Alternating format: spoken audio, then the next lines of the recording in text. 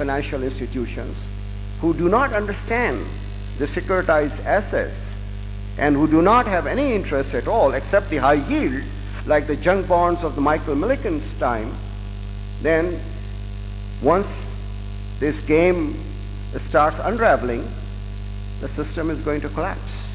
So it's not because of the capitalism, it's not because of the lack of the system, it is because of the inaptitude and incompetence of the regulators and the excessive greed and the risk taken by the shadow banking systems like the investment banks.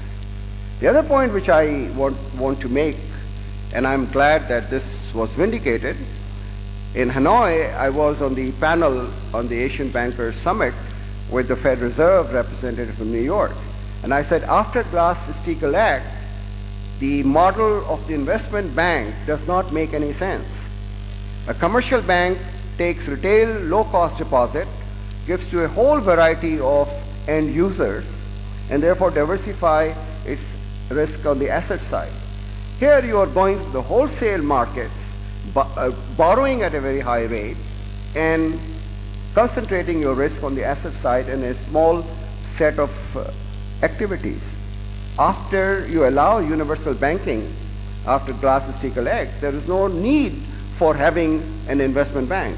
And after Lehman Brothers, you saw that Fed decided that both Morgan Stanley as well as Goldman Sachs would become bank holding company because there's no room for investment banking. So if you take all these measures together, that explains what happened as far as the subprime problem in the US was. So, Your Excellency, this question had come up earlier as well. Why has the government not been able to bring down its borrowing from the central bank in the last few months? We've seen tax revenues come in at a very healthy rate, up about 20+% in the last few months. The subsidies have converted into cash surpluses for government revenue, and yet the government borrowing from central bank has continued to increase and not decline. And secondly, just quickly related to that, because you were part of the team at that time. How was this loophole of Fiscal Responsibility Act not being triggered if there was significant borrowing taking place from the central bank left in the law? I think they violated the law, which is, I think every year you have to bring in the fiscal deficit by a certain percentage point. So I think the Parliament should have taken cognizance of that. I haven't seen the latest numbers. The Ministry of Finance hasn't put it out. And I'm still waiting for the central bank's report, which will review the first quarter of 2008. So I'm not in a position to give you any insight into that.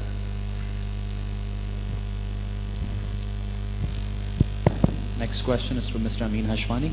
Dr. Saab, what time frame do you give for the Pakistan economy to bounce back, assuming the IMF package comes through? You tell me how sincere and serious the economic team is in implementing what is being asked of them. I'll give you the answer according to that. Okay? How sincere do you? I don't know. I have to test them after they sign the agreement and see what they have committed themselves to. I think we have time for one last question. So, Doctor, we have discussed that a couple of times, that you always mention that the commercial banks have an edge over the investment banks. In the perspective of Pakistan, what recently happened, that the investment banks were making money, but they were actually creating the assets long term, and they were borrowing obviously from the interbank in the short term. There was a big mismatch. And obviously this liquidity situation, which was far better about 3, 4, 6 months ago, would not have been the same, and it actually happened. Now, when they went into the interbank, of course, and there's some liquidity crunch, and the commercial bank, they pulled the lines, or they did not pull the line, but they were not interested, so the banks really went into some sort of a trouble. Locally, I'm talking about. Now, my question is that, okay, how would you really foresee it now? Because is it a social or a professional responsibility that the commercial banks should continue to support them because they have the long-term assets and they don't have the short-term liabilities, and there's a big mismatch? or the regulators again should have played a better role, whether it's the SECP or the State Bank, or there should have been a better coordination, because the problem still seems to be continued. My own vision was that investment banks will all merge into commercial banks sooner or later. And there have been so many of these mergers. Why the others have not merged, I don't know the reason, because I've been away for 3 years. But there is no room in Pakistan also for standalone investment banks to operate, because under the universal banking model which we have adopted in Pakistan, the commercial banks can do the same things which the investment banking are doing and do it better. So I don't see any reason. I don't foresee that there should be compulsions on the commercial banks to bail out the investment banks. I don't think that is desirable. After all, the commercial banks are holding somebody else's money in trust. Why should they use that money in order to bail out the investment banks which have made wrong decisions? So I would not argue that the commercial bank, if it is creditworthy proposition that after restructuring they can get their money back, that's a business decision to be taken by the commercial banks. But across the board intervention I don't think is desirable. Last question from Shahryar Ahmed.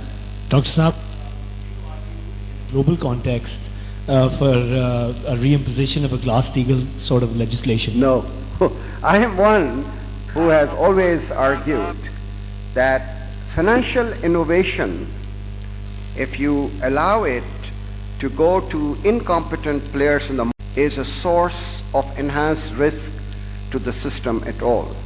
So what you need is strong players, and strong players both in human resources, in technology, who can understand the nature of the risk and how to mitigate that risk.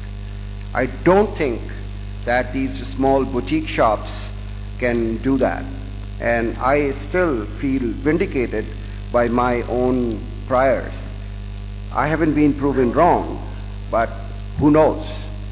At this moment, I mean, the fact that 5 of the major investment banks who were the darlings of all MBAs coming from Wharton and from Kellogg have just gone under the ship. I think that shows that Glass-Steagall Act should have been followed by removing this distinction between investment bank and commercial banks. But there's no, I mean, look, Bear Stearns has been merged by BOA, right? Lehman Brothers has just gone under the tube. Morgan Stanley and Goldman Sachs have become part of, commercial banking industry. So what are we left? We are left with nothing. These were the 5. Merrill Lynch, of course, has been acquired also. So I don't see why there should be any other investment banks. Let's hope that the hedge funds don't create more ripples, because they were also having high leverage ratios. And when you do deleveraging, this is going to create problems for the hedge funds. Thank you very much, Dr. Saab. It's been on behalf of BMA and everyone else here. I'd like to thank you for giving us this opportunity to learn from you. Thank you very much.